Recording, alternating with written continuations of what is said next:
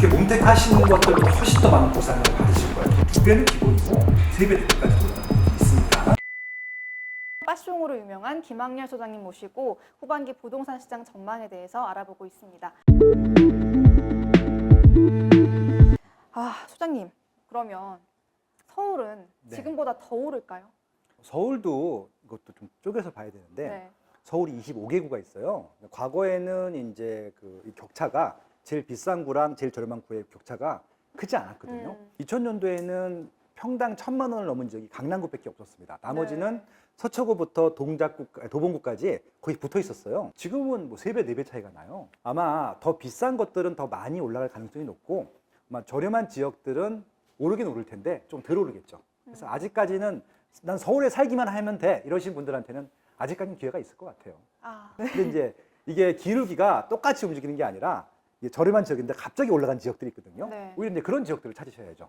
지금 저평가받아온 지역들 있잖아요, 서울에. 네. 이제 뭐 노도광이나 금강구 이런 쪽 아파트들도 지금 키 맞추기가 뚜렷하단 말이죠. 네. 지금이라도 들어가야 할까요, 선생님? 실거주 목적이라고 하면 들어가시라고 말씀을 드려요. 그냥 들어가실 거면은 한 통상적으로 10년 정도 살아요. 국토교통부에서 매년 주거 실태 조사라는 걸 합니다. 아파트 같은 경우는 자가로 사시는 분들 같은 경우 평균 한 10.2년 정도 사시더라고요. 지금 사는 가격이 중요한 게 아니라 10년 후에 가격이 올라갈 것인가를 예측하고 들어가시면 되는데 그러니까 수요가 그때까지 있을 것 같으면 지금 사셔도 되는 것들이죠.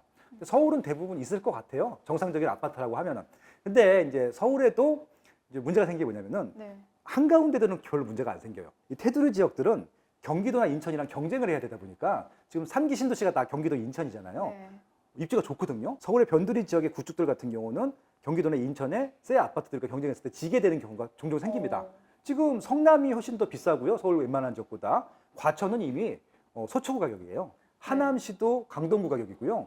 그래요. 지금 광명시는 옆에 있는 구로구나 금천구보다 월등히 비쌉니다. 서울이라고 무조건 다 올라가는 것이 아니라 좀 경쟁 입지가 경쟁 물량들이 좀 적고 입지가 좋아질 것들을 좀 선별하면 좋겠다라고 좀 보통 제안들을 많이 드리죠. 그럼 그 선별은 어떻게 해야지 되나요? 말씀드린 대로 일자리가 바로 옆에 있으면은 이거는 그냥 무조건 뭐 좋습니다. 일자리가 없으면 일자리까지 연결되는 교통망이 좋은 곳도 있죠. 네. 그래서 아마 그 전철 타고 한 30분 정도면 정말 A급 입지가 되는 것들이고요. BTX를 많이 기다리는 이유가 파주 운정에서 타면은 삼성역까지 20분 걸려요. 그러면 파주 운정도 서울하고 똑같은 가격이 돼도 되는 것들이잖아요. 아직 싸요. 지금 들어가셔도 되는 것들이죠. 동탄, 뭐 저기 뭐 의정부, 양주, 뭐 인천, 그 남동구라든지 연수구라든지 그런 지역들도 지금 아직까지는 저렴하기 때문에 서울에 교통이 별로 안 좋은 일자리가 별로 없는 낙후된 아파트보다는 더 비싸질 가능성이 높거든요. 그렇게 찾아보시면 되는 거죠. 예. 그러면 이제 그런 것들을 잘 따져봐서 지금이라도 집을 사도 된다는. 내 집 마련하시는 해석이- 분들은 무조건 지금 사시는 거예요. 다만 네. 나 가점이 높아. 이런 분들은 기다리셔야 되죠. 청약 가점이 84점이 만점이거든요. 네. 나 70점이야. 이분은 기다리셔야 되죠. 지금 분양가 상한제다 이런 것들 때문에 분양가가 되게 싸요. 그런 분들은 청약하시는 게 맞고 난 40점 미만이야. 30점 미만이야. 이런 분들은 청약으로 당첨될 가능성이 제로거든요. 기다리지 마세요. 그냥 바로 그냥 내 집 마련 하시는 겁니다. 네. 그럼 저 같은 싱글족들은 네. 그냥 사는 게 그렇죠. 낫겠네요. 그래서 조금 여력이 되시면은 재건축 재개발을 사시는 것들이고 여력이 안 되신다고 하면은 그냥 입지 괜찮은 곳, 입지가 좋아질 곳에 구축 사시면 돼요. 3기 신도시 사전 청약이 시작됐습니다. 시장 안정에 조금이라도 좀 도움이 된다고 보시는지. 그럼요. 일단은 수요를 묶어두는 것들이잖아요. 올해 3만 명, 내년 3만 명, 6만 명은 향후 5년 동안 수요를 묶어두는 것들이거든요.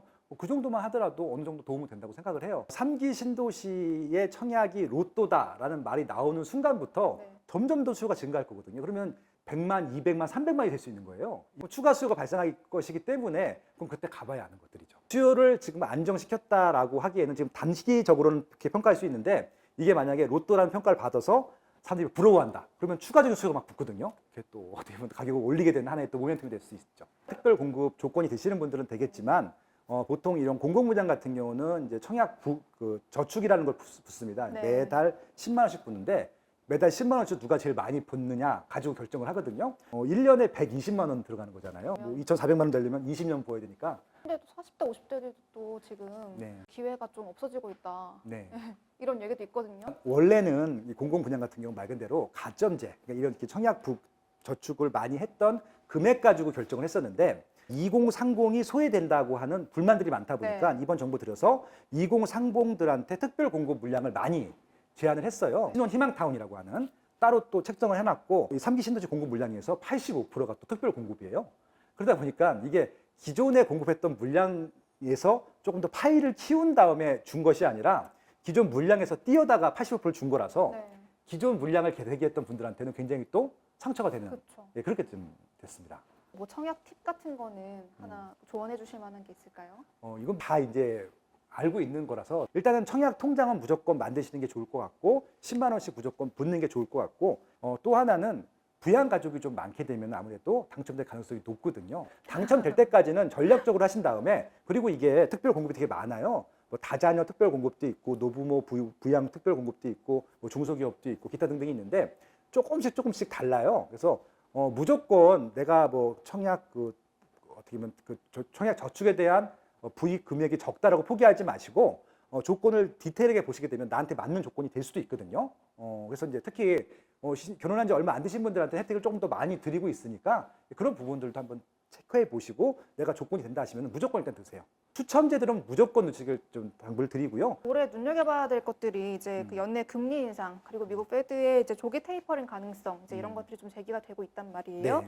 근데 실제로 이런 요인들은 어느 정도 집값 안정에 좀 영향을 미치는 요인들이 아닌가요? 이게 유동성이거든요. 그런 유동성을 좀 축소하는 것들입니다. 지금까지 집값이 많이 올라가고 전세금이 많이 올라간 것들에서는 시중에 돈이 많다 보니까 그 돈이 다른 데 갈 데가 없어서 부동산으로 좀 어떻게 보면 좀 어느 정도 들어왔다. 다만 이 부동산이라고 하는 상품은요, 이 금융 상품이랑 달라요. 주식은 100% 투자 상품입니다.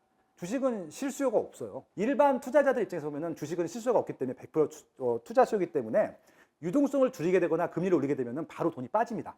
그런 것들이 있거든요. 근데 네. 부동산은 실제 거주하기 위해 들어가셨던 분들 같은 경우는 뺄 수가 없어요. 이런 데 파는 경우는 투자하신 분들, 실거주 목적으로 들어가신 분들은 팔 수가 없거든요. 그래서 어느 정도 투자 상품, 그러니까 부동산도 투자 상품이 있을 거잖아요. 거긴 영향을 줄 수 있지만 실거주 목적, 실거주 수가 많은 아파트들의 가격이 빠지는 것들은 거의 미미할 거다. 거시적으로 살펴보면은 남은 2021년 후반기 서울 수도권 부동산 흐름은 어떻게 변화할 거라고 보시는지 좀. 지금 시세가 많이 올랐어요. 계속 신고가가 갱신되다 보니까 이게 거래가 많이 되지 않았는데도 비쌉니다.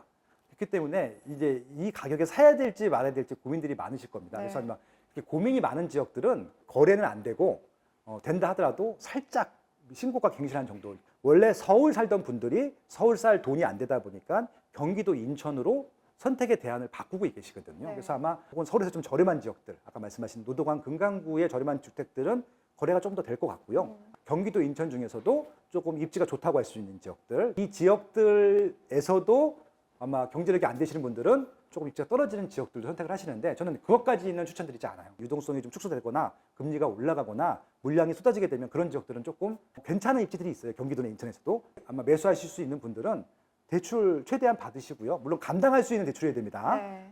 내지면 하시는 것들 좀 추천드리고요. 아마 그 지역들은 하반기 때 아까 말씀드린 대로 서울 좀 저렴한 지역들, 경기도 인천의 좀 중위권적 지역은 올라갈 것 같아요. 방법이 없어요. 물량이 없기 때문에. 그래서 아마 그런 지역들은 내지면 하시는 것들이 이 시장을 유지할 수 있는 전략이 아닐까 그렇게 좀 제안드리고 싶습니다. 그럼 그 지역은 언제까지 오를까요? 그러면? 계속 오르진 않아요. 항상 시장이 이렇게 올랐다가 보합되다가 올라갔다, 빠졌다가도 하는데 네. 궁극적으로 우상향 하는지를 보자고 말씀드렸잖아요. 또 서울도요. 지금 2019년도까지 막 올랐는데 2020년도, 2021년도는 많이 안 올랐거든요. 좀 빠진 지역들도 있고요. 그러니까 무주택자에 대한 조언을 해주셨고 네. 1주택자나 다주택자에 대한 조언을 좀 한마디 해주신다면.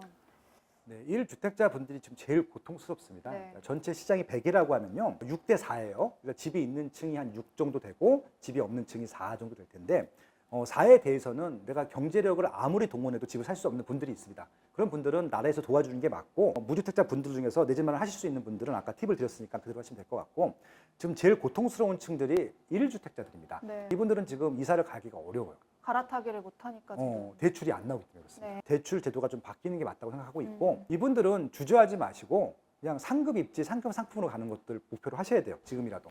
왜냐하면 이분 투자자, 투기꾼들이 아니기 때문에 정부에서 방해하고 있지 않거든요. 이런 고민들 하시고 계시는 분이 있을 거예요. 똑같은 질문을 하셨는데 집값이 빠지지 않을까요? 예. 그러니까요. 예, 그러니까 이미 집을 한 번 사보신 경험이 있기 때문에 언제 빠지고 언제 올랐는지 아실 거예요. 10년 후에는 무조건 올라가 있을 입지들이 있다고 말씀드렸잖아요. 서울의 매 입지들은 가격이 하락할 가능성이 전 없다고 봐요. 서울 변대 지역 중에서도 입지가 좋아지는 지역들이 있어요. 뭐 동부선이라고 하든지 신림선이라고 하든지 이런 교통망이 좋아지는 지역 중에서 재건축 재개발이 많이 진행된 지역들은 거기도 가격이 빠질 가능성은 없거든요. 그런 지역들은 그냥 옮겨 타시는 거예요. 그래서 내가 지금 살고 있는 집보다 더 비싼 거 있죠. 하셔도 돼요, 그건.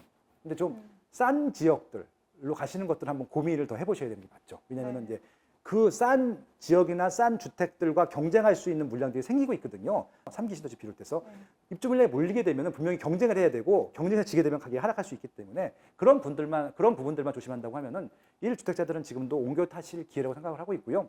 이게 조금 부동산에 적극적으로 응대하시는 분들, 대하시는 분들은 이런 기회에서도 적극적으로 하시는데 결정의 순간들에 결정 못 하셔갖고 손해를 보는 경우가 많아서 우리 용기를 드리고 싶어요. 그러니까 조금 미래 가치가 보이는 것들은 주저하지 마시고 대출 낀다 하시더라도 사시는 게 맞을 것 같고요. 모험은 하지 마세요. 이거 분명히 지금까지 안 올랐는데 올라가지 않을까? 안 올라갑니다. 더 빠지죠. 그러니까 지금까지 안 올랐던 것들은 특별한 호재가 없으면 안 올라가거든요. 빠질 가능성도 없고 호재가 있는 것들 위주로 보시는 게 맞다라는 말씀을 드리고 싶습니다. 네. 그 지역 분석을 잘 해야 되겠네요. 그렇죠. 근데 지금 워낙 좋은 데이터들이 많고 제가 운영하고 있는 블로그 있습니다. 17만 정도 돼요. 많은 이유가 저는 하루에 칼럼을 3개씩 써요. 제 블로그만 보셔도 다 공짜 자료니까 보세요 그냥. 아무튼 길게 보라는 말씀 해주셨습니다. 네. 좀 주택을 잘 고르는 기준 한 3가지 정도만 좀 꼽아주실 수 있으세요? 사람마다 다 달라요. 네. 거주하기 편한 주택들을 찾는 분들이 따로 있고요. 집값이 난 좀 불편해도 집값이 올라가기를 기대하시는 분들이 있습니다. 몬테크라고 하는데 기본적으로 시세가 많이 올라가기 기대하시는 분들은요. 지금 형편없는데 정말 좋아질 것들이 확정되어 있는 것들은 많이 올라갑니다. 그러니까 예를 들어서 재개발, 재건축이 확정됐는데 지금 얼마나 형편없겠습니까? 그렇죠. 지하 주차장도 없고 농물도 나오고 그다음에 또 재개발 지역들 같은 경우는 무서워요. 조금만. 감수하실 수 있는 분들은 추천드리고요. 그것들은 아마 그렇게 몬테크 하신 것들보다 훨씬 더 많은 보상을 받으시고 2배는 기본이고 3배, 4배까지도 올라가는 경우도 있으니까 아니다 나는 실거주 가치가 좋다. 제일 좋은 거 하시면 돼요. 입지가 좋거나 상품이 좋으면 꾸준히 올라가거든요. 제일 중요한 건 입지입니다. 입지는 양쪽 다 보셔야 돼요. 기본적으로 좋은 입지들은 비쌉니다. 그러니까 좋은 입지를 누리고 싶으신 분들은 비싼 거 알고 들어가셔야 되는 것들이고요. 지금 저렴하지만 비싸질 입지가 있습니다. 그런 것들은 공부를 좀 하셔야 되는 게 맞을 것 같고요. 제일 중요한 거는 일자리가 많은 곳, 일자리가 많아질 곳, 없다가 생기는 곳 이런 지역들은 무조건 눈여겨보셔야 돼요. 지방이라 하더라도요. 갑자기 논밭이었는데 행정타운이 들어간 지역이 있어요. 홍성 같은 지역들 완전히 진짜 싼 지역들이었는데 충청 남도청이 대전에 있다가 홍성으로 이전했거든요. 비싸졌어요. 그다음에 뭐 예산하고 안동이라는 지역이 있었는데 대구 광역시에 도청이 있다 그걸로 옮겨갔거든요. 전라남도에서도 무안 목포 쪽으로 옮겨갔거든요. 네. 이미 확정이 돼 있어요. 10년 전부터. 10년 동안 보고 들어가시는 겁니다. 이런 말을 많이 쓰는데 장화 신고 들어가서 나올 때는 구두 신고 나온다고. 그쵸. 예. 네. 돈이 좀 부족하신 분들은 미래 가치가 좋아지는 지역들, 지금은 별로 안 좋지만 그런 거 들어가시라고 말씀을 드리고요. 여기 지금 월드컵 타운이 14개 단지가 있는데 거의 20년 가까이 됐거든요. 네. 지금도 비싸요. 입지가 좋아서 그래요. 구축도 올라간다니까요. 예. 근데 돈이 안 되시는 분들은 조금 저렴한 입지 중에서 교통망이 뚫리거나 새 아파트가 되거나 혐오실이 없어지는 것들 또 하나의 호재가 되거든요. 서울에 사창가가 있는 거 아세요? 그 미에르 텍사스가 있어요. 네, 네. 종암동. 네. 지금 없어지고 있거든요. 네. 그리고 재개발 구역 2개로 지정돼 갖고 거기는 사창가가 없어지는 순간 주변이 다 비싸져요. 지금은 이제 누구나 갈 수 있는 입지가 되는 거잖아요. 그 전에 선점을 그렇죠. 해야 되겠네요. 예, 그건 확정이 돼 있는 것들이니까. 예, 그런 것들. 그래서 뭐 천호 텍사스도 있고요. 그다음에 영등포 가시면 타임스퀘어 앞에도 아직도 영업을 하고 있거든요. 네. 그거 다 없어질 것들이거든요. 그러면 지금도 기회는 많죠. 마지막으로 궁금한 게 음. 지금은 싼데 이제 좀 오를 것 같다. 무조건 오를 곳 몇 개만 살짝 힌트 좀 주시면 안 될까요? 예, 그 비싼 곳들은 더 비싸질 겁니다. 그건 확정이 돼 있고요. 네. 강남구가 지금 제일 비싼데 강남구가 제일 많이 올라갈 거예요. 그러니까 혹시 강남구 들어가실 여력이 되는데 싼 거 찾지 마시라는 말씀을 드리고 싶고 그분들 그냥 강남 가시면 돼요. 기본적으로 서울에 25개 구가 있는데 저렴한 지역들이 있습니다. 노도관, 금강구는 다 대상이 된다고 보고 있고요. 거기서 지금 뭐 신림선이라고 하든지 동북선이라고 하는 전철이 좀 착공을 했거든요. 개통되는 역세권들이 있습니다. 도보로 갈 수 있는 지역들은 지금 들어가셔도 돼요. 개통되면 더 많이 올라가거든요. 네. 끝까지 서울을 고집하시는 분들이 있는데 서울 고집하지 마세요. 경기도나 인천이 서울보다 더 비쌀 수 있는 입지들이 있거든요. 서울 같은 경우는 새 아파트가 되거나 교통망이 되거나 각각 다 호재가 되는데 경기도 인천은요. 새 아파트랑 교통망이랑 크로스가 돼야 돼요. 그래야 올라가거든요. GTX ABC는 다 보셔도 될 것 같고요. 아, 그다음에 또 신분당선도 보셔도 될 것 같고 7호선, 9호선, 뭐 이런 5호선 연장 구간들 있고 3호선 연장 구간들이 있습니다. 지금은 역세권이 아닌데 역세권이 되는 입지들이 있을 겁니다. 3기 신도시에 당첨이 될 수 있으면 좋겠는데 제가 거의 90%는 안 될 거라고 말씀드렸잖아요. 그분들은 3기 신도시 주변 부지 중에서 제일 좋은 거 하시면 돼요. 구축이긴 하지만 올라가거든요. 네. 이런 것도 굉장히 싸요 지금. 왜냐면 지금 허허벌판이기 때문에. 그래서 이런 부지도 한번 눈여겨보시면 좋죠. 고향 창릉 신도시가 있잖아요. 네. GTX A역도 생기거든요. 네. 뭐 화정이라든지 행신이라든지 이런 구축 단지들도 괜찮은 거예요. 구축이라 하더라도. 화정동 같은 경우는요. 대곡도 GTX A역이 생기거든요. 창도 생깁니다. 양쪽에 더블 양쪽에. 역세권이에요. 네. 아니 또 쌉니다. 그런 거 그냥 가셔도 되는 거잖아요. 아직도 찾아보면 굉장히 많습니다.